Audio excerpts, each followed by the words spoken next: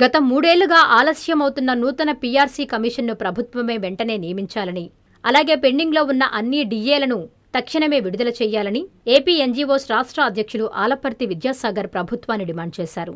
నెల్లూరులోని ఎన్జీఓ హోంలో ఆయన AP NGOs రాష్ట్ర, జిల్లా నాయకులతో కలిసి మీడియా సమావేశం నిర్వహించారు. ఈ సందర్భంగా విద్యాసాగర్ మాట్లాడుతూ, గ్రూప్ ఆఫ్ మినిస్టర్స్ ఇచ్చిన హామీ మేరకు ముఖ్యమంత్రి నారా చంద్రబాబు నాయుడు తక్షణమే చొరవ తీసుకుని 10-15 రోజుల్లో ఉద్యోగ, ఉపాధ్యాయ, పెన్షనర్ల సమస్యలన్నిటికీ సానుకూల పరిష్కారం చూపుతారని ఆశిస్తున్నామని తెలిపారు.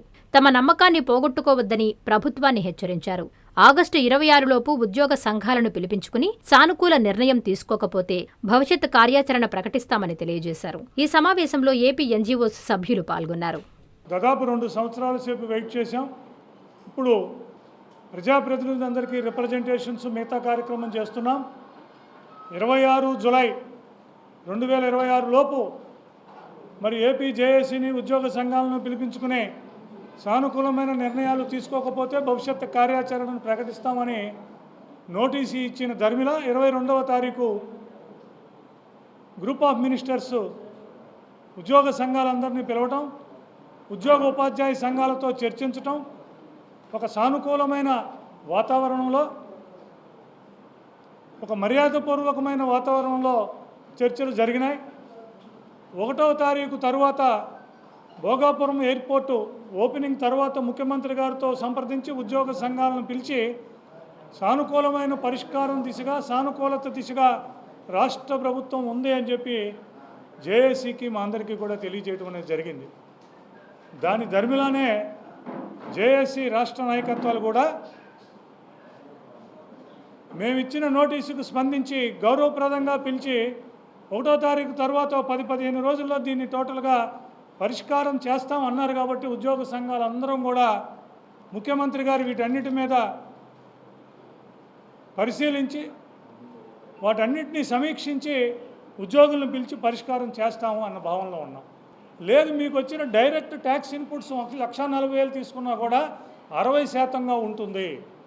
దానికి తోడు ఇంకొక విధానం కూడా ఉంది. ఇక్కడ ఉద్యోగి జీతాల పెంపుకు వాడికి ఉన్న ఇబ్బందిని చెప్తాడు. ప్రభుత్వం ఏం చెప్తుంది? ఉన్నవన్నీ ఉద్యోగుల జీతాలకే ఇస్తున్నారు.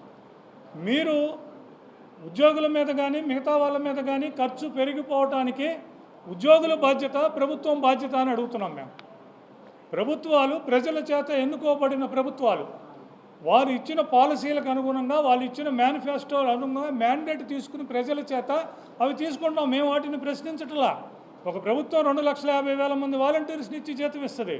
ఇంకొక ప్రభుత్వం 2 లక్షల మందిని అపాయింట్ చేసుకుని జీతం ఇస్తుంది. ఇప్పుడున్న ప్రభుత్వం మెగా డిఎస్సీ అన్ని పెట్టి కూడా జీతాలు ఇస్తుంది. మేమేమి వాటిని ప్రశ్నించట్లా. కానీ మీరు తీసుకున్న విధానాల వలన, మీరు తీసుకున్న నిర్ణయాల వలన జీతాల ఖర్చు పెరిగితే సగటు ఉద్యోగి 20 సంవత్సరాలు 15 సంవత్సరాల నుంచి ఉంటున్న ఉద్యోగి భావన ఏమిటంటే, మీరు ఉద్యోగం ఇచ్చారు, నేను ఉద్యోగం చేసుకుంటున్నాను, నాకు రెగ్యులర్గా డిఏ ఇవ్వాల్సిన పరిస్థితి ఉంది. ఇందులో ప్రజలకు కూడా చెప్తున్నాం, డిఏలు కానీ వేతన సవరణ కానీ ప్రభుత్వం ఇంకోటి ఇవ్వాల్సిన పరిస్థితి కాదు. ఇప్పటికి గత 5 డిఏలు పెండింగ్ ఉన్నాయి. అంటే కాంపెన్సేటరీ మెకానిజం, ఉద్యోగికి కాంపెన్సేటరీ మెకానిజం ఉంది. అది మనకు కాదు, 29 రాష్ట్రాల్లోని ఉద్యోగులందరికీ, సెంట్రల్ గవర్నమెంట్లోని ఉద్యోగులందరికీ కూడా ఉంది. ఒక 16,000 మంది మీరు చక్కగా నిర్వహించిన మెగా డిఎస్సీ, దాంతోపాటు పోలీస్ సోదరులకు ఇచ్చిన 6,000, 22,000 తప్పితే అదే ఉద్యోగాలు ఉన్నాయి. మరి ఆ రోజు చెప్పింది ఇవాళ అమలు చేయాలని ఉద్యోగి కోరుకుంటున్నాడు. అట్లాగే ఈవెన్ మనం దక్షిణ భారతదేశంలో మనం మీరు ఉన్న 5 రాష్ట్రాలని చూసుకుంటే, ఏ రాష్ట్రానికి కూడా మనం ఎక్కువ 20% 30% ఎక్కువ జీతాలు ఈ రాష్ట్రానికి వచ్చిన పరిస్థితి లేదు అని చెప్తున్నాం. అందుకని ప్రభుత్వ విధానాల్లో భాగంగా, ప్రభుత్వం నిర్ణయించుకున్న నిర్ణయాలలో భాగంగా ఇవాళ ఇంకొక ప్రభుత్వం, ఇప్పుడు ఈ ప్రభుత్వం ఉన్నది, రేపు ఇంకొక 1,00,000 మందిని తీసుకోవాలనుకుంటుంది. 1,00,000 మందిని తీసుకోవాలా వద్దా, దాని అవసరం ప్రజా వ్యవస్థకు ఉందా లేదా అని తేల్చుకోవాల్సింది ప్రభుత్వమే. 2023లో మొదలు పెట్టవలసిన పీఆర్సీని 2026 వచ్చినా కూడా కమిటీ ఇంతవరకు వేయకపోవటం ఆక్షేపణీయం కాదా? అలాగే తెలంగాణ రాష్ట్రం 2023లోనే పీఆర్సీ ఇచ్చి, కమిటీ వేసి, ఐఆర్ ఇచ్చి, ఇవాళ పీఆర్సీ ఫైనలైజ్ చేసే పరిస్థితి ఉందన్న విషయాన్ని కూడా ఇచ్చేస్తున్నాం. వీటన్నిటినీ దృష్టిలో పెట్టుకునే, రాష్ట్రంలో ఉన్న పరిస్థితులన్నీ దృష్టిలో పెట్టుకునే దీనికి మీరు బాధ్యులు కాదు, మేము బాధ్యులం కాదు, కానీ సిట్యువేషన్ను ముందుకు తీసుకెళ్లాల్సిన పరిస్థితి ఉన్నది. మరి ఏపీ జేఏసీ మరి ఈ ప్రభుత్వం దగ్గర నుంచి, ఈ ప్రభుత్వం నుంచి అటువంటి సానుకూలమైన బైఠాయింపుని ఉంటుందని చెప్పి ఫైనాన్స్ మినిస్టర్ గారు, ముఖ్యమంత్రి గారు కూడా చెప్పారు. అటువంటి సానుకూలమైన దీంట్లో ఉన్నాం. కాంచీపురం పెరుమాళ్ సిల్క్స్ మీ పెళ్లికి మా శుభ కానుక.